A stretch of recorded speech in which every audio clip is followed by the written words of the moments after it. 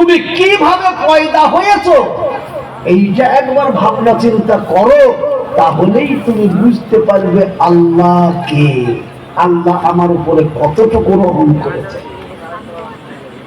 সুবহানাল্লাহ। এর ব্যাখ্যাতে গেলে পরে ছোট্ট করে একটু বলে দিই বাবজি। ছেলের বিয়ে দিলেন, বউ নিয়ে এলো, বিবির সাথে মিলন হলো, ফরজ গোসল করলেন সকালবেলায়, স্বামীও মনে করলো আলহামদুলিল্লাহ, মেয়েও মনে করলো, বিবিও মনে করলো আলহামদুলিল্লাহ। কিন্তু মিলনের ফলে একটা কাজ ঘটে গেল, কি? ওই মেয়ের বাচ্চা দাবিতে আপনার কাছ থেকে বীর্য চলে গেল। যেমন চলে গেল, কুদরতে ইলাহি শুরু হয়ে গেল। সুবহানাল্লাহ। একদিন, দুদিন, 3 দিন, 4 দিন, 5 দিন লাট্টুর মতো বাই বাই বাই বাই করে ঘুরতে লাগলো বাবা। 40 দিন যেমন হলো, আর একটি গোস্তের টুকরা তৈরি হয়ে গেল। একেবারে এরকম গোস্তের টুকরা লম্বা হয়ে গেল বাবা। বলুন বলুন, ওই সাদা পানি থেকে রক্ত হলো, আর রক্ত থেকে গোস্তের টুকরা তৈরি হলো। যখন 41, 42, 43, 44 দিন হতে লেগেছে বাবা, তেমনি ওই গোস্তের টুকরাতে একটা পা তৈরি, 2টো পা তৈরি হয়ে গেল, 2টো হাত তৈরি হয়ে গেল, পেট তৈরি হয়ে গেল, পেশাবের রাস্তা তৈরি হলো, পায়খানার রাস্তা তৈরি হয়ে গেল, ব্রেন তৈরি হয়ে গেল, ব্রেনের 2টো চোখ তৈরি হয়ে গেল, নাক তৈরি হয়ে গেল, কান তৈরি হয়ে গেল। এই করতে করতে করতে করতে করতে করতে 2 চিল্লা যখন হয়ে গেল বাবা, একটা মানুষের শরীরে যত জিনিস তার দরকার সব জিনিস আল্লাহ তৈরি করে দিলেন। বাকি ছিল একটা, সেটা ছিল জীবন, আত্মা, রুহু। আল্লাহ বললেন, রুহু তোমার ভেতরে প্রবেশ করো। আর অমনি রুহু ভেতরে প্রবেশ করে গেল রে বাবা। ভেতরে যেমন রুহু প্রবেশ করলো, আর অমনি মায়ের বুকের পেটের ভেতর তখন নড়াচড়া শুরু করতে লেগেছি। বাপ, জোরে সোরে আপনাদেরকে জিজ্ঞেস করি, 10 মাস 10 দিন পরে বাচ্চা যদি পয়দা হয়, আজকাল তো প্রত্যেকটি বাচ্চাকে ওজন করা হচ্ছে। একবার জোরে বলুন, বাচ্চাটা পয়দা হলো আর ওজন করছে, তো ক কেজি বাচ্চা হয় বাপ? ক কেজি হয়? ক কেজি? 3 কেজি, 3.5 কেজি, 4 কেজিও হয়। সুবহানাল্লাহ। হ্যাঁ, তো 3 কেজি, 3.5 কেজি, 4 কেজি ওজনের বাচ্চা মায়ের পেটে কে বিরিয়ানি, কাবাব, কুরমা, কুত্তা কাবাব সব তৈরি করে দিয়ে এসেছিল, ওটা খেয়েছিল আর বড় হয়েছিল বাপ। এটা এতটুকু, এত বড়ই বা কি করে হলো, আর এত মোটাই বা কি করে হলো? আছে। হ্যাঁ, আমাদের যখন ডায়রিয়া হয়, শরীরে পানি থাকে না, তখন হসপিটাল যায়। হসপিটালওয়ালা 2-4 বোতল পানি এসে মুখ দিয়ে ভরে দেয়। কি গো ভরে? কি করে? এইরকম একটা নিয়েছে, এক মাথা সুচ দিয়ে একবারে শিরাতে দিয়ে দিল, আর এক মাথা বোতলের পাছাতে। কি এবার সেই বোতল থেকে কিটকাট কিটকাট কিটকাট করতে করতে পানি যাচ্ছে বাবা। 1 বোতল গেল, 2 বোতল গেল, 5 বোতল গেল, তখন দেখছে আলহামদুলিল্লাহ বলছে। ডাক্তার এসে বলছে, যাও খুলে দাও, নিয়ে বাড়ি চলে যাও, কমপ্লিট হয়ে গেছে। কথা হয় কি হয় না? তো আল্লাহ বলছেন, বান্দা তুই মায়ের পেটে এতটুকু ছিলি, এবার কি করে তোকে জীবন পেলি? তো জীবন যখন পেয়েছিস, না খেতে পেরে তো মরে যাবি। তোকে কি খাওয়াবো দেখ ভালো করে। এই যে বাবা, যেদিন মায়ের পেটে বাচ্চা এসে যায়, আপনারা সকলে জানেন, সেই দিন থেকে মায়েদের মাসে মাসে যে মেন্স আসে, হাইজ আসে, সেই মেন্সটা আল্লাহ বন্ধ করে রাখে। এইবার ওই নাপাক টাঙ্কিতে জমা আছে বাবা। এইরকম একটা নারী তৈরি করে দিলেন, নারীর এক মাথা ওই নাপাক রক্তের টাঙ্কিতে লেগে গেল, আর অপর মাথাটা বাবা এসে নাভিতে ফিট হয়ে গেল। জোরে বলুন সুবহানাল্লাহ, জোরে বলুন সুবহানাল্লাহ। কেন? আল্লাহ ইচ্ছা করলে ওই মাথাটা তো মুখে দিতে পারতেন, তো আল্লাহ বলছেন, না আমি মুখে ফিট করি নাই। কেন? আমি জানি তুমি দুনিয়াতে যাবে, যাওয়ার পরে তুমি তোমার ওই জবান দিয়ে আমার পবিত্র কোরআন উচ্চারণ করবে, আমার পবিত্র কোরআন তেলাওয়াত করবে, তোমার ওই জবান দিয়ে আমার পবিত্র নামে জিকির করবে। আল্লাহু আল্লাহ, আল্লাহু আল্লাহ, আল্লাহু আল্লাহ জিকির তুমি শুরু করবে। ওই জবান দিয়ে কালেমা তাইয়্যিবা লা ইলাহা ইল্লাল্লাহর জিকির হবে। ওই জবান দিয়ে তুমি পবিত্র কোরআন তেলাওয়াত করবে। বিসমিল্লাহির রহমানির রহিম, আলিফ লাম মিম যালিকাল কিতাবু লা রাইবা ফীহি হুদাল লিল মুত্তাকিন। যে জবানে কোরআন তেলাওয়াত হবে, যে জবানে কালেমার জিকির হবে, যে জবানে আল্লাহর জিকির হবে, সেই জবানে মায়ের পেটেও আমি না পাক লাগতে দেব না। বলুন সুবহানাল্লাহ। ভাইয়ের আমার, বাবার আমার, কিছুদিন আগে আমি বলেছিলাম, আর আপনারাও দেখেছিলেন বাবা, 2-4 বছর আগে কি প্রত্যেকটা হাসপাতালের দেওয়ালে দেওয়ালে লেখা ছিল, সুখী যদি হতে হয় দুটির বেশি মোটেই নয়। কি গো বলেছিল? সুখী যদি হতে হয় দুটির বেশি মোটেই নয়, দুটোর বেশি সন্তান নিও না, তাহলে তোমরা ভুখে মরবা, খেতে দেবা কি করে? আচ্ছা বলুন তো, আমাদের সকলকে খেতে দেয় কে? বলুন। সকলকে খেতে দেয় আল্লাহ। আর বেঈমানরা বলছে দুটির বেশি মোটেই নিবা না, খেতে দিতে পারবা না। আমরা খেতে দিই, খেতে দেয় আল্লাহ। এটাকে ওলামারা মুশাকে জেনেলেন, আল্লাহ কোরআনে ঘোষণা করেছেন, ওয়ামা মিন দাব্বাতিন ফিল আরদি ইল্লা আলাল্লাহি রিজকুহা। এমন কাউকে আমি পৃথিবীতে পাঠাই নাই যার খাবারের ব্যবস্থা করে রাখি নাই। আগে যা খাবে সেটাকে পাঠিয়েছি, পরে যে খাবে তাকে পাঠিয়েছি। বলুন সুবহানাল্লাহ।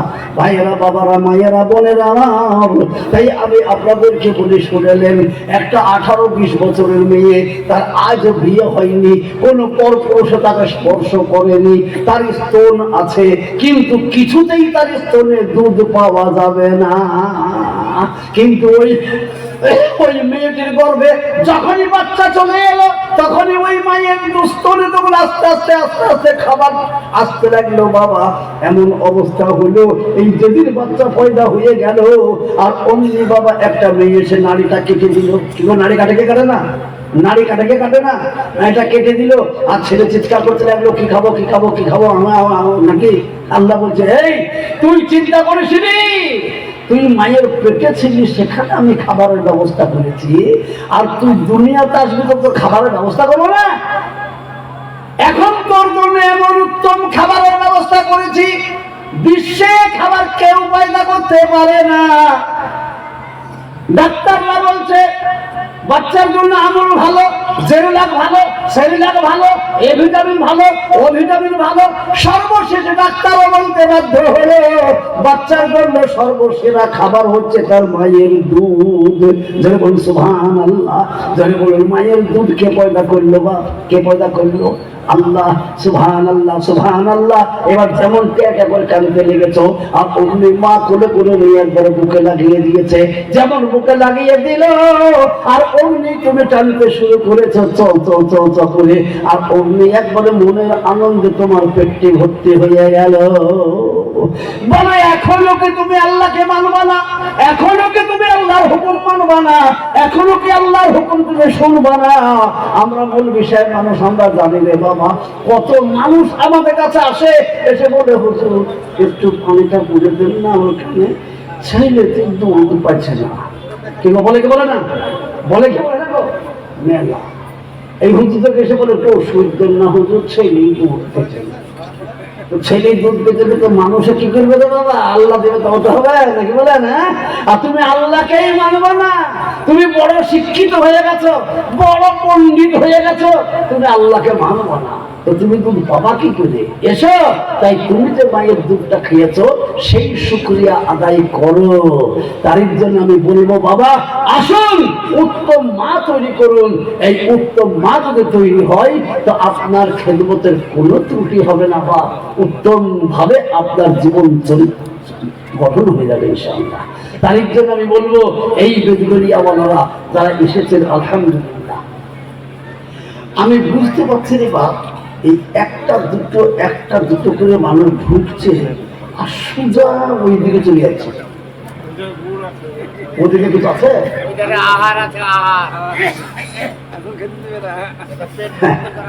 আচ্ছা, এরা কি খেতে দিচ্ছে?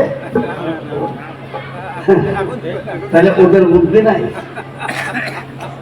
তার মানে ওদের জানা দরকার কমসে কম স্টেজে আমি যতক্ষণ থাকবো খাবারের কোনো লাইন নাই বাপ।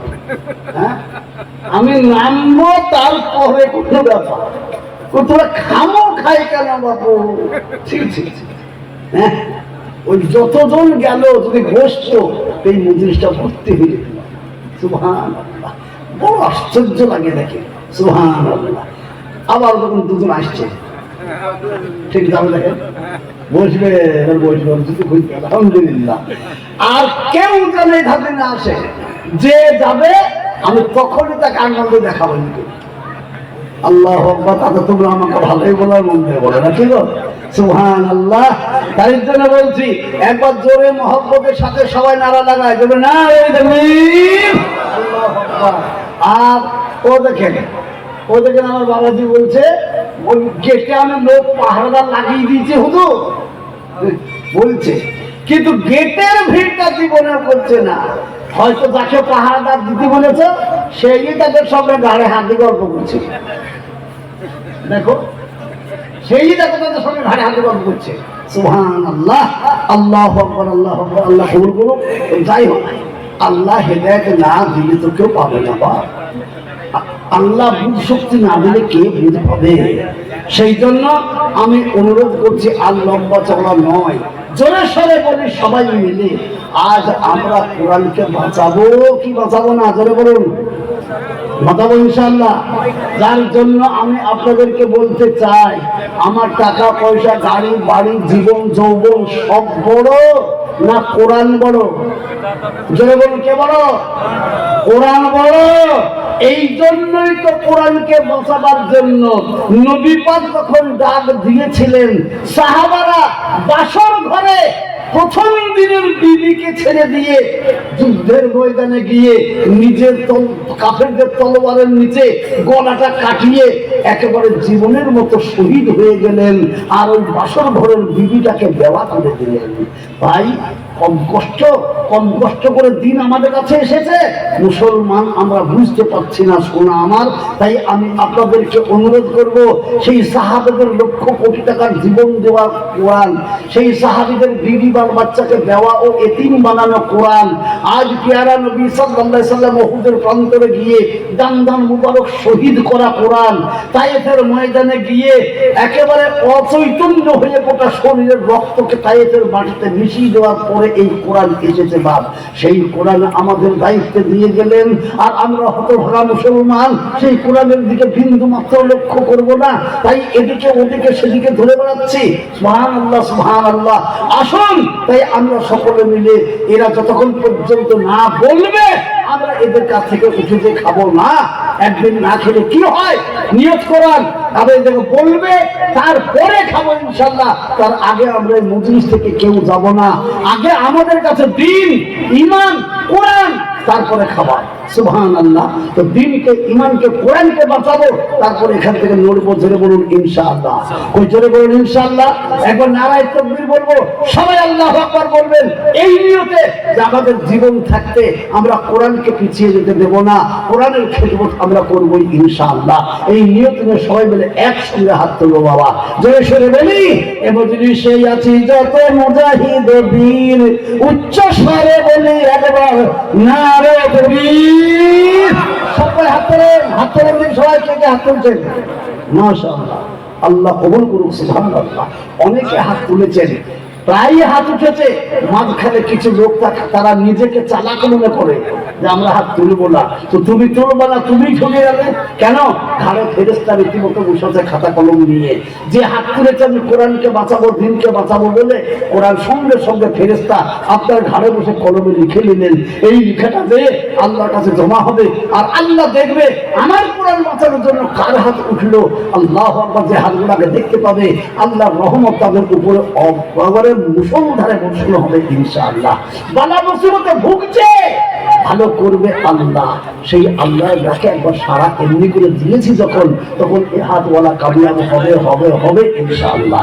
তাই আমি আপনাদেরকে ফের অনুরোধ করব, অনেকে হয়তো বুঝতে পারেননি তাই ভুলে হাত তোলেননি। আজকে আমি আরেকবার নারায়ে তাকবীর বলবো। তো মা, বোন, ভাই, বাবা যেখানে আছেন সবাই আল্লাহু আকবার বলে একসঙ্গে হাত তুলে দিয়ে আল্লাহর কাছে আমরা আল্লাহকে খুশি করবো। জোরে বলুন ইনশাআল্লাহ। সেই জন্য এইবার নারা লাগাবো, তো কাউরে হাত ধরে উঠতে বাকি না থাকে। জোরে সরে বলি নারায়ে তাকবীর। আল্লাহু আকবার, আল্লাহ আমাদের সমস্ত হাতকে কবুল করুন, জোরে বলেন আল্লাহুম্মা আমিন। তাই আমি আপনাদেরকে বলেছি, বাপ সব থেকে বড় মূল্যবান বস্তু তার নাম ঈমান আর কোরআন।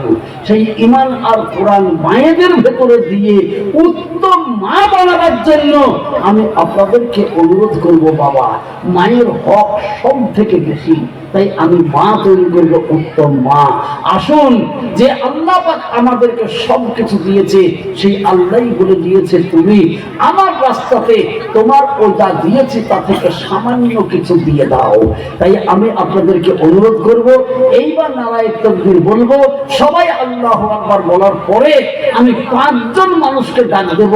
তার মধ্যে প্রথমে যার নাম আসবে সেই ব্যক্তি এত ভাগ্যবান হবে, শেষ পর্যন্ত যত লোক আসবে সমস্ত লোকের সমান সওয়াব এই প্রথম ওয়ালা পেয়ে যাবে ইনশাআল্লাহ।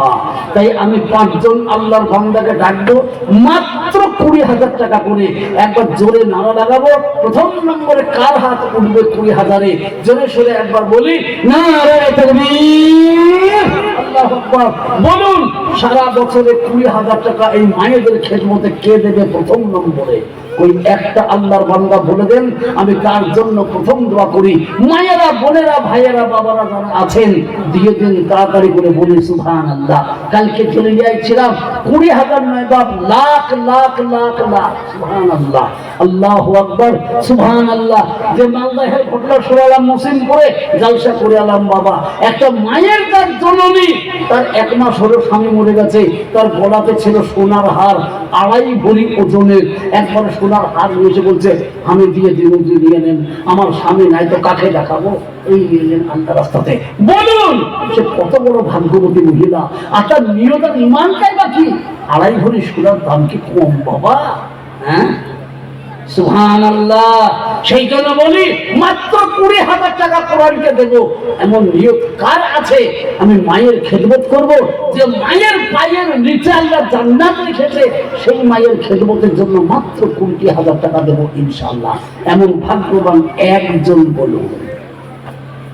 এই মাদ্রাসা কমিটির মেম্বাররা বলুন, এই বেগবেরিয়ায় কোন আল্লাহর বান্দা আছেন বলুন, কোন মা আছেন স্বামী চলে গেছে, তার সংসারে বসবাস করছি, আজকে কাছে আপনার কাছে 1,000 আছে, 2,000 আছে, 500 আছে, তাই দিয়ে বলুন, আমি সারা বছরে আস্তে আস্তে 20,000 টাকা দিয়ে দেবো ইনশাআল্লাহ।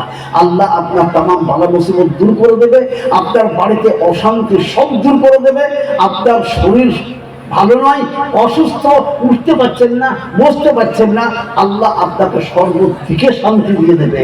সেই জন্য বলছি, আল্লাহর উপরে ভরসা রেখে মাত্র 20,000 টাকা একজন প্রথম নম্বরে কেউ বলে দেবে।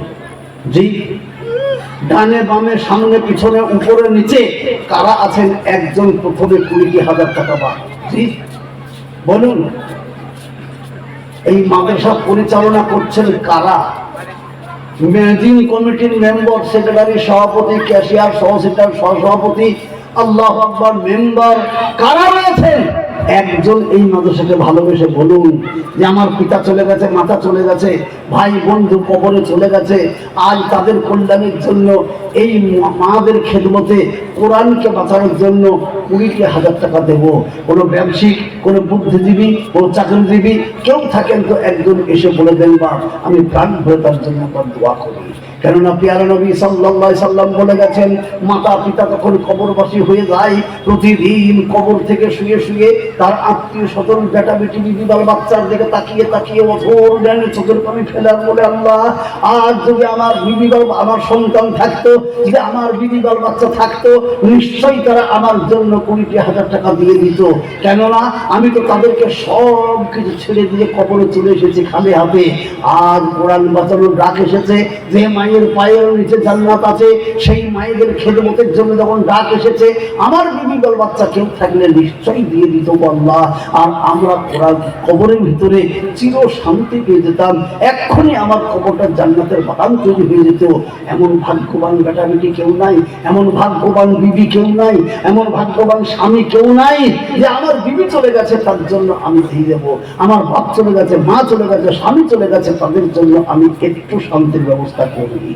আসুন, আপনার জন্য তো সে বাড়ি রেখে গেছে গো, আপনার জন্য জমি রেখে গেছে, আপনাকে ব্যবসা করে দিয়ে গেছে, আপনাকে শিক্ষিত মানুষ বানিয়ে দিয়ে গেছেন। আজ তিনি নাই কবরে, একবার বলতে পারবো না বাপ তাদের সম্মানের জন্য একজন ইনশাল্লাহ মাত্র একটা লোক প্রথম নম্বরে এই গোটা মজলিসের মান সম্মান ইজ্জতকে বাঁচানো বলা একটা লোক নাই। আজকে এই মজলিসের মান সম্মান, রহমতি মজলিসের ইজ্জত সম্মানকে যে রক্ষা করবে, কিয়ামতের কঠিন দিনে মাথা থেকে অতি নিকটে সূর্য এসে যাবে যেদিন, সেই দিন বাপ বেটা স্ত্রী পুত্র চতুর্দিকে থাকবে, কিন্তু কেউ যখন সাহায্যকারী হবে না,